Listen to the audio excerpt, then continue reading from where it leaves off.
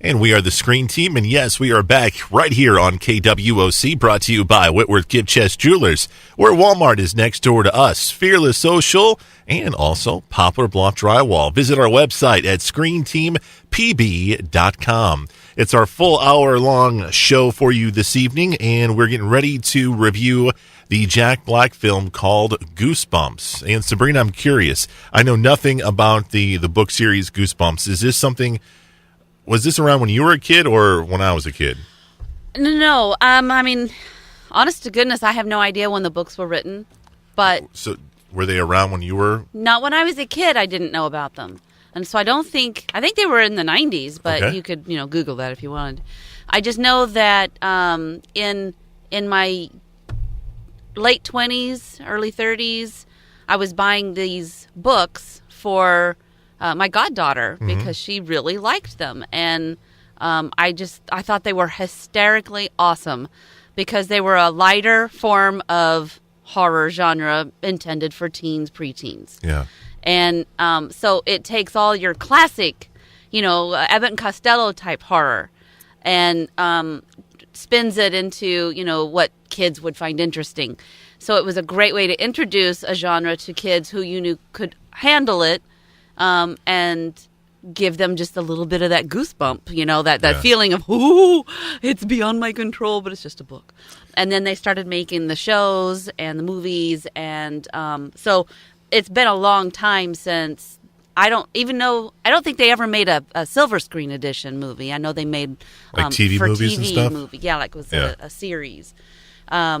And they were just, at that corniness level of the early 80s, 90s effect.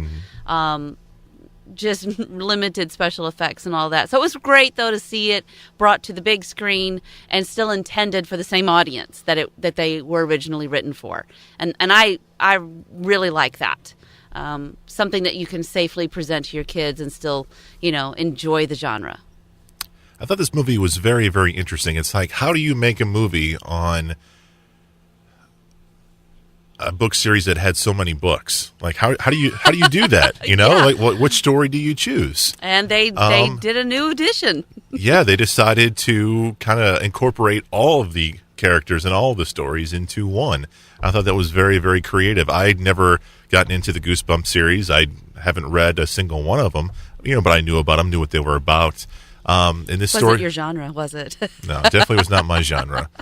I thought this movie was interesting. It basically starts out with a young teenage boy. Him and his mother move to a brand new town, and his neighbor is a little quirky, extreme. He meets this girl, very pretty young girl, around the same age as him, and they kind of hit it off. But her dad, played by Jack Black, R.L. Stine, is very, like you said, extreme. Like, he's in hiding, and he's hiding from himself, and he has the collection of books, and the young boy makes a friend. They stumble into what they think is a domestic violence situation, and in doing so, accidentally open a book. And that's when they realize that monsters from the books can come out. And they do. It starts off with the abominable snowman. Yep. And then it gets really interesting. We meet the character, what's his name? Slappy. Slappy the dummy. And this is where I decided to check out of the film. You hid under the covers. I hid under the covers, then I fell asleep. So for the rest of the movie, I'm pretty much out of this review. But I'm over there. I'm like, Chris, did you see that? No, I didn't. No. Chris, did you see that? No. Is he back? Yeah, he's back. There's a talking There's dummy. There's a talking doll, and we all know how much you love talking dolls. I'm out of this. So from that point on, how was the movie for you? Well, the movie has a lot of nice twists and turns. To me, it never got boring. And, there are movies out there, horror genre especially, where you can just get completely lost in trying to be dramatic and trying to be something it's not. This movie stays true to itself the entire time. The characters are just engaging enough to keep you wanting to find out, how does it end? How does it end? How are they going to save the world? How are they going to save the day? How are they going to get the monsters back in the books?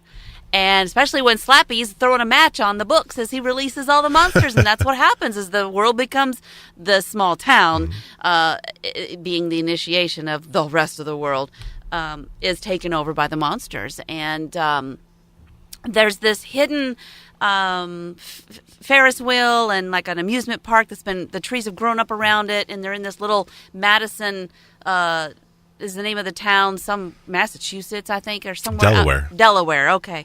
And so the girl takes the neighbor boy to that place in the beginning of the movie. Well, of course, that's where the movie's going to have its resolution. And they have to come up with a tactic to get the monsters back in their books. And the books have been destroyed, so what do? You can only imagine. What would R.L. Stine do? He writes a book. But they're under the gun. Slappy is determined to take care of everything and take R.L. Stine out and keep him from ever writing another book. And that's where your conflict comes into. And so you have to watch the movie to find out how it ends. Gotcha. So did you like it? I did. I enjoyed it thoroughly. Cool. I would watch it with my godchildren in a heartbeat because they're all, 10 and 11 years old. So. Yeah. But, I wouldn't let Luke watch it, and I'm glad that we watched it while he was asleep. Yeah. There are a couple of places, floating dog looks like a poodle, and all of a sudden he has fangs coming out of his forehead, I mean, it's just... And those kind of images can be really startling to little kids. So I would not have it on at Thanksgiving. Or 35-year-old boys. Obviously, I didn't finish the movie, so I don't really, give I don't think I can give a review about the film, but I guess what I did notice was I could tell this film wasn't for me, not just because it had talking dummies in it, but, Don't call them dummies. They hate that. They do? Yes. Good to hate know. That. All right, good to know. They're mannequin Americans. Is that what they're called? Oh, goodness.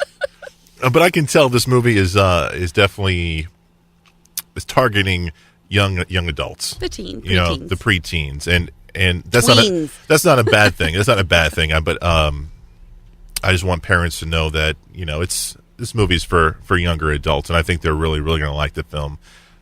I didn't care for it too much, but it's not a bad film. I guess is what I'm trying to say. Right.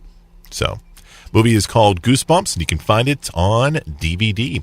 Coming up after the break, we're going to review a movie that Sabrina is totally excited to see. I am not excited to see. It's called The Jungle Book.